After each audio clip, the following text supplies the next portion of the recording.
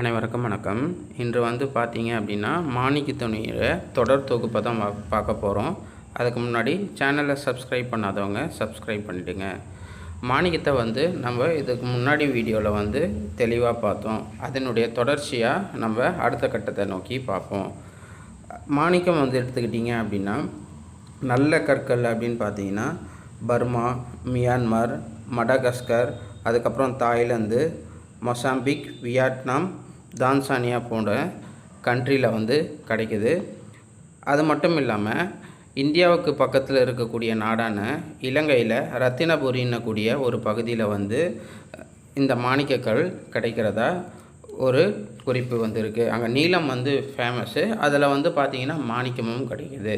இந்த மாணிக்கம் பார்த்திங்கன்னா பூமிக்கு அடியில் உருவாகக்கூடிய ஒரு இயற்கை ரத்தினம் தான். அது பார்த்திங்க அப்படின்னா பல லட்சம் ஆண்டுகளாக பார்த்திங்க அப்படின்னா ஒரு வெப்ப அழுத்தத்தினால கனிம வளங்களாக உருவாகுது. அந்த கனிம வளங்களில் தான் நமக்கு பார்த்திங்க அப்படின்னா நமக்கு ரத்தினம் கிடைக்குது.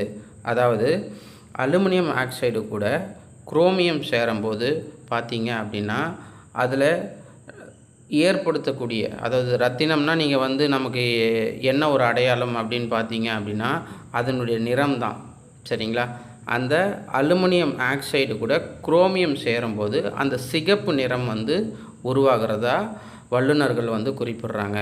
நம்மளுடைய சாஸ்திரத்திலேயே கூட நீங்கள் எடுத்துக்கிட்டீங்க அப்படின்னா அபிராமி அந்தாதியில் பார்த்தீங்க அப்படின்னா முதல் பாடல் வரும். அதாவது உதிக்கின்ற செங்கதிர் உச்சி திலகமுடையோர் மதிக்கின்ற மாணிக்கம் மாதுளம் போதும் மலர்கமலை துதிக்கின்ற மின்கொடி மென்கடி குங்குமத் தோயம் என்ன விதிக்கின்ற மேனி அபிராமி எந்தன் விழுத்துணையே. அதில் மாணிக்கத்தை பற்றி என்ன சொல்கிறாங்க அப்படின்னு பார்த்தீங்க அப்படின்னா அந்த அபிராமி அன்னையினுடைய அந்த நெத்திச்சுவடி பார்த்தீங்க அப்படின்னா அந்த சூரியனை தான் வச்சுருக்காங்க. அந்த சூரியன் எப்படி தெரியுது அப்படின்னா உணர்வுடையோர் மதிக்கின்ற மாணிக்கம் அப்படின்னு சொல்கிறாங்க. அதாவது ரத்தினக்கல்லை பற்றி நன்றாக தெரிஞ்சவர்கள் அதற்கு என்ன மதிப்பு கொடுப்பாங்களோ அந்த உணர்வுடையோர், அதாவது அந்த அன்னையை பற்றி அவங்களுக்கு புரியும் அப்படின்ற ஒரு ஐதீகத்தில் ரத்தினத்து ஒப்பீட்டாக சொல்லுவாங்க.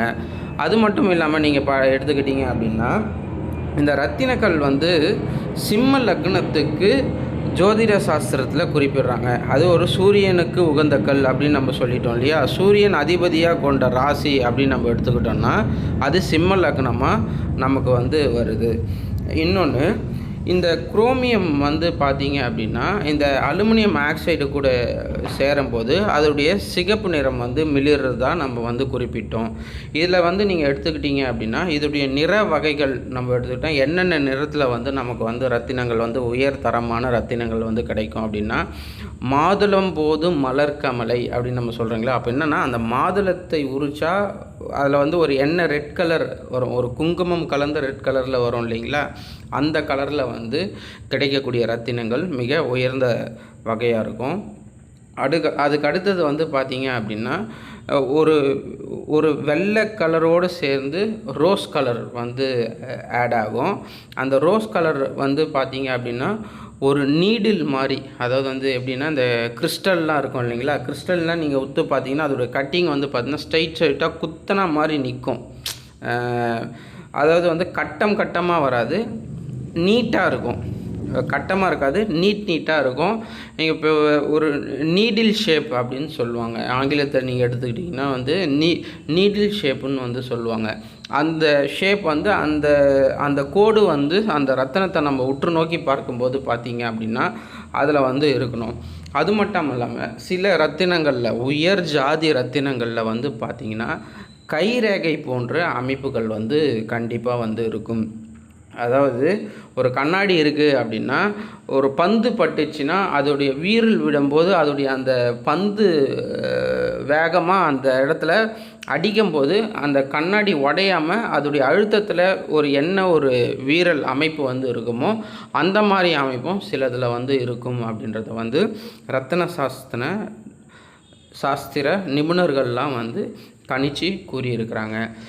இதில் இன்னும் நம்ம எடுத்துக்கிட்டோம் அப்படின்னா காஷ்மீர் சைடில் கிடைக்கக்கூடிய ரத்தினமும் உயர் ரக ரத்தினங்களாக இருக்குது. நம்ம 2 கலர் பார்த்தோம், மாதுளையினுடைய கலரு, அதுக்கப்புறம் ரோஸ் கலரில் இருக்கக்கூடிய வெள்ளை கலர் சேர்ந்த மாதிரி இருக்கக்கூடிய 2 கலருமே இருக்கும்.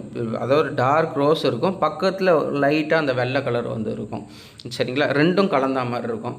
அதுக்கடுத்தது வந்து பிங்க் கலரில் வந்து பார்த்தீங்க அப்படின்னா ஒரு நல்ல டார்க் பிங்க் கலரில் லைட் ரெட் கலர் வந்து சேர்ந்துருக்கும். இதுவும் வந்து பார்த்திங்க அப்படின்னா உயர்தர ரத்தினமாக கருதப்படுகிறது.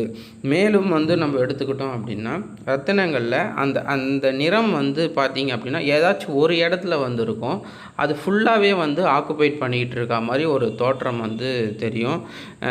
டார்ச் லைட் வச்சு பார்த்தீங்க அப்படின்னா அதோடைய அந்த ரெட்டிஷே வந்து பார்த்திங்க அப்படின்னா நமக்கு வந்து நல்லாவே வந்து தெரியும். இதெல்லாம் வந்து என்னென்னா இது பார்க்குறவங்கள பொறுத்து தான் வந்து இப்போ சிலர்லாம் வந்து பார்த்திங்கன்னா கையில் எடுத்த உடனே வந்து இது ஒரிஜினலாக இல்லையான்றது வந்து தெரிஞ்சிடும். இந்த ரத்தினங்களை வந்து தன்மைகளை வந்து எப்படி பிரிப்பாங்க, அதாவது எந்த மாதிரி ரத்தினங்கள்லாம் வந்து அணிஞ்சால் நமக்கு வந்து நன்மை ஏற்படும் அப்படின்னு வந்து சில கேள்வியெல்லாம் வருது. அதுக்கு ஒரே ஒரு பதில் தான் இருக்குது. ஒரிஜினல் ரத்தினம் தான் அணியணும். இதில் வந்து பார்த்தீங்க அப்படின்னா நிறைய டூப்ளிகேட்லாம் வருது. ஒரு பொருள் எந்த அளவுக்கு உயர்ந்த நிலையில் இருக்குதோ அது அந்த அளவுக்கு வந்து பார்த்திங்கன்னா அதில் வந்து கலப்படமும் இருக்கும்னு சொல்லுவாங்க. இப்போ வந்து ஒரு நார்மலாக ஒரு கல் இருக்குது அப்படின்னா, ஒரு ரத்தின கல் இருக்கும் அப்படின்னா அதில் லைட்டாக வந்து ரெட் கலர் இருக்கும். அதை வந்து பார்த்திங்கன்னா என்ன பண்ணுவோன்னா ஹீட் பண்ணி அந்த ரெட் கலரை வந்து அதிகரிப்பாங்க. அது ஹீட்டட் ஸ்டோன் அப்படின்னு வரும். இதனாலேயும் வந்து பார்த்தீங்க அப்படின்னா வந்து ஜோதிட ரீதியாக பலன்கள் கிடையாது.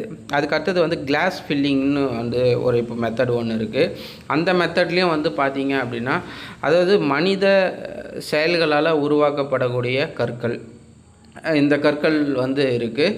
அதுக்கப்புறமேட்டு வந்து பார்த்திங்கன்னா ஒரிஜினல் ரத்தினத்திலே கரும்புள்ளிகள்லாம் இருந்தது அப்படின்னா ஜோதிட சாஸ்திரத்தின்படி அந்த கல் வந்து அணிவதற்கு தகுதியான கல் அல்ல அப்படின்றத வந்து நீங்கள் நல்லா தெரிஞ்சுக்கணும்.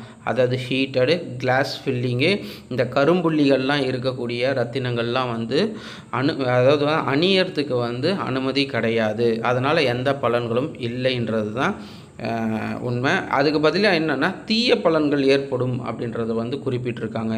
எப்படி ஒரு கோவிலில் வந்து பின்னப்பட்ட அதாவது அடிப்பட்ட சிலையை பூஜைக்கு உகர்ந்த விக்கிரகமாக இல்லை அப்படின்னு வந்து சாஸ்திரங்கள் சொல்லுதோ, அதே மாதிரி வந்து பார்த்திங்க அப்படின்னா கற்களில் தோஷம் இருந்தாலும் அது அணிவதற்கு உகந்ததல்ல. அப்படி அணிந்தால் அதனால் ஏற்படக்கூடிய நற்பலன்கள் வந்து கிடைக்காதுன்றது ஐதீகம்.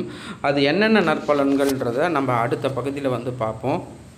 உங்களுக்கு ரத்தனம் உங்களுடைய ஜாதகப்படி என்ன ரத்தனம் அணியணும்னு உங்களுக்கு தெரிஞ்சுக்கணும் அப்படின்னா இந்த சேனலில் வந்து நீங்கள் வந்து அணுகலாம். நான் உங்களுக்கு ஜாதகத்தை கணிச்சு உங்களுக்கு என்ன ரத்தினம்ன்றதை வந்து நான் கூறுவேன். சேனலை சப்ஸ்கிரைப் பண்ணாதவங்க பண்ணுங்கள். நன்றி, வணக்கம். அடுத்து நம்ம பார்ப்போம்.